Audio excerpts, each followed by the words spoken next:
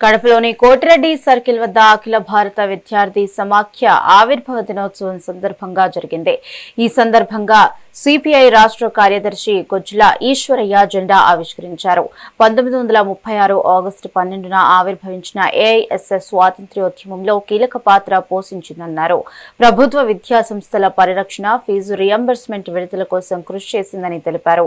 విద్యా వ్యాపారీకరణ నిరోధానికి విద్యార్థి సంఘాల ఎన్నికల పునరుద్ధరణ కోసం నిరంతరం పోరాడుతుంది అని అన్నారు. విద్యార్థులు ఆ స్ఫూర్తిని కొనసాగించాలని పిలుపునిచ్చారు.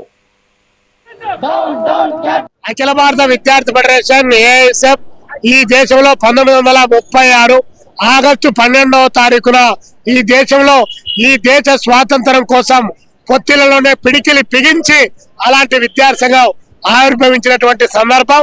మరి విద్యార్థి ఫెడరేషన్ ఒక వైపున దేశ స్వాతంత్రం కోసం పోరాటం చేస్తూనే మరొక వైపున సమాజంలో సామాజిక చైతన్యం కోసం, సామాజిక న్యాయం కోసం, సోషల్ రెస్పాన్సిబిలిటీతో కూడినటువంటి విద్యార్థులుగా, దేశభక్తి పౌరులుగా తీర్చిదిద్దేటువంటి కార్యక్రమంలో భాగంగా ఏఐఎస్ఎఫ్ 91 సంవత్సరాల కాలంగా ఈ దేశంలో విద్యార్థులు విద్యారంగ సమస్యల పరిష్కారం కోసం, సామాజిక సమస్యల పరిష్కారం కోసం పోరాటం చేస్తున్నటువంటి సంస్థ ఏదైనా ఉందంటే అది అఖిల భారత విద్యార్థి ఫెడరేషన్.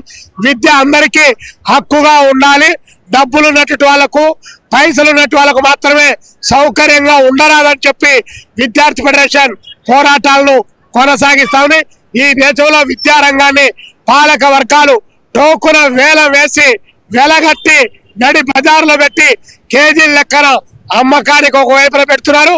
మరొక వైపున విద్యా వ్యవస్థను వారి రాజకీయాలకు పనికొచ్చే పనిముట్టుగా వాడుకొని అందులో విద్యారంగంలోకి కాషాయకరణ భావాలను చొప్పింపజేసి విద్యారంగాన్ని మతోన్మారీకరించడానికి కావాల్సినటువంటి ఆర్ఎస్ఎస్ సంఘ పరివార శక్తులు ఈరోజు దేశవ్యాప్తంగా పెద్ద ప్రయత్నం చేస్తున్నాయి.